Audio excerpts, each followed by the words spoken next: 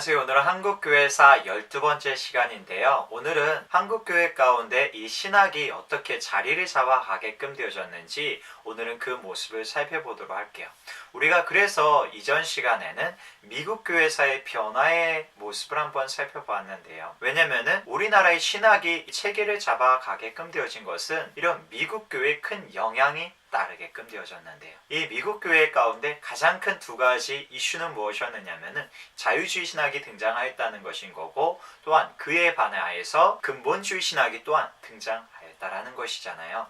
그러면은 오늘 우리나라 신학이 이런 신학의 정촉이라고 불려질 수 있는 이런 모습을 세 가지 모습으로 살펴볼 수 있는데, 그 첫 번째 모습은 신학 노선이나 성경 해석 문제를 가지고 기독교 안에서 논쟁이 전개되므로 이 신학 사상을 정리할 수 있는 시기가 되어졌는데요. 세 번째로 국내 신학자들에 의한 신학 저서들이 간행되고 신학적 토론이 가능하게 되어졌다라는 것이에요. 그러면 이제 1920년대부터 한번 어떤 신학자들이 등장하게끔 되어졌는지 그 모습을 살펴보자라면은, 첫 번째로 이 최병헌 1893년 감리교회에서 세례를 받고 1902년 목사 안수를 받은 후 정동교회와 상동교회에서 목회를 하였는데요. 1901년 죄의 도리를 시작으로 성상명경, 사교교락, 만종일련 등을 저술하고 다수의 글을 신학월보에 기고하였는데요. 그리고 두 번째로 남궁혁 1921년 평양신학교를 졸업한 후 목사 안수를 받았고요. 1922년부터 3년간 프린스턴 신학교와 유니온 신학교에서 유학하였고요. 1925년 귀국하여 평양신학교 교수로 활동하면서 논문을 제출하여 한국인으로는 최초로 1927년 신학 박사학위를 처음으로 받았는데요. 교수직을 수행하면서 성경 번역과 주석을 발간하고 신학 진함의 편집인으로 또한 활동하였는데요. 1932년엔 총회장이 되어졌고요. 그리고 백낙춘 1922년도에 파크 대학을 졸업하고 1925년엔 프린스턴 신학교를 졸업하였고요. 1927년에 예일 대학에서 라토레스 지도로 철학 박사학위를 취득하였고요. 1927년 미국 장로교 캔자스시의 노회에서 목사 안수 받고 귀국한 후에 대현교회 당회장이 되어졌고요. 조선 기독교 서회 이사와 대한 YMCA 이사장과 미국 연합 장로교회 고문을 역임하였고요. 자, 이번에는 1930년대 대표적인 신학자들을 다시 한번 또 살펴보면 박형룡이 있는데, 이는 대표적인 정통주의적 신학자이고요. 1923년 중국 난징 금능대학교에서 졸업하였고 1926년에 프린스턴 신학교에서 신학 석사로 졸업하고 이듬해 미국 남침리교회 신학사에 철학 박사학위를 받고 졸업하시고 1931년 평양 장로교회 신학교회 교수로 취임하시고 저서로는 신학 난제서평, 교의신학, 비교종교학 등 다수의 논문들이 있으시고요. 두 번째로 김재준이 있는데, 이는 진보적인 신학자로 고등비평을 적극 수용하였는데요. 1928년 일본 아오야마 신학부를 졸업하시고 같은 해에 미국 프린스턴 대학교에 입학하였는데 이듬해 미국 웨스턴 신학교로 전입을 하게끔 되어지고요. 그리고 1932년 웨스턴 신학 석사로 졸업하게끔 되어지고요. 그리고 1933년 평양 숭인 상업학교에서 성경을 가르치기 시작하시고요. 1933년부터 1935년까지 신학진함에 8편의 논문을 기고하였는데요. 그리고 정경옥 자유주의적 신학자인데, 신앙은 보수주의자요, 신학은 자유주의자다. 1927년 감리교 신학교를 졸업하시고 미국 게러 신학교에 입학하여 자유주의 신학에 관심을 가지기 시작하는데요. 1929년에 노스웨스턴 대학교에서 문학 석사로 졸업하시게끔 되어지고요. 1931년부터 37년까지 감리교 신학교에서 조직신학을 가르치시고요. 그리고 1932년에 위기신학이라고 행하는 이 논문을 발표해서 한국에 처음으로 칼바르트의 신학을 소개하였는데요. 1934년엔 기독교 원리를 발표하여 한국 감리교의 교리적 선언을 신학적으로 해설하였고요. 이렇게 1920년대와 30년대 신학자들을 살펴봤는데요.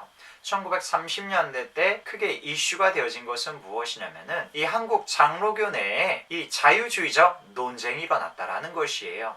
이것은 우리가 미국 교회사를 한번 살펴봤듯이 성경을 어떻게 바라보냐는 큰 이슈를 가져오게끔 되어지는데요. 우리가 처음으로 이 공일양 선교사를 볼 수 있는데 미국 북장로교 선교사였던 그는 고등 비평을 받아들여서 성경에 기적을 부인하는 이런 경향을 가지고 성경을 가르치기 시작하였고요. 그리고 김장호 목사, 공일양 선교사의 제자 중 한 명으로 성경에 나타난 기적을 자연 현상으로 설명하였는데요. 이로 인하여서 1916년 장로교 황해노회에서 문제가 되어졌고요. 1918년 그 노회에서 이단으로 정죄가 되어졌는데요. 이에 불복한 그는 교단을 탈퇴하여 조선 기독교회를 창설하게끔 되어지고요. 그리고 잠깐 캐나다 기독교의 변화의 모습을 잠깐 살펴볼 수가 있는데요. 1925년 캐나다 개신교 교단이 연합교회로 재편이 되어지면서 자유주의적 성향을 띠게끔 되어지는데요.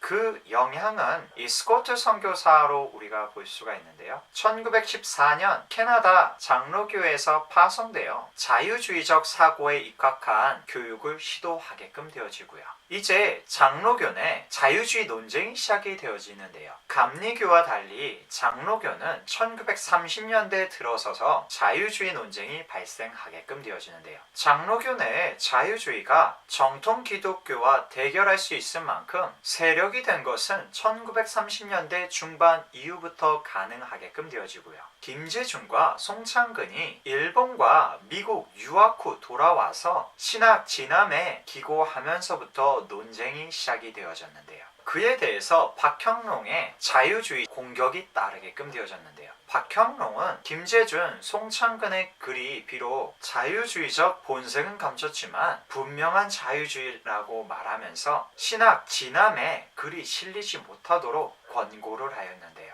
박형롱은 메이첸의 기독교와 자유주의에 근거하여 김재준을 자유주의자로 규정하게끔 되어지고요. 이 총회에서 두 가지 문제가 상정이 되어졌는데요. 1934년 9월 23회 총회에서 이 상정된 것은 성경의 권위와 관련된 문제인데요.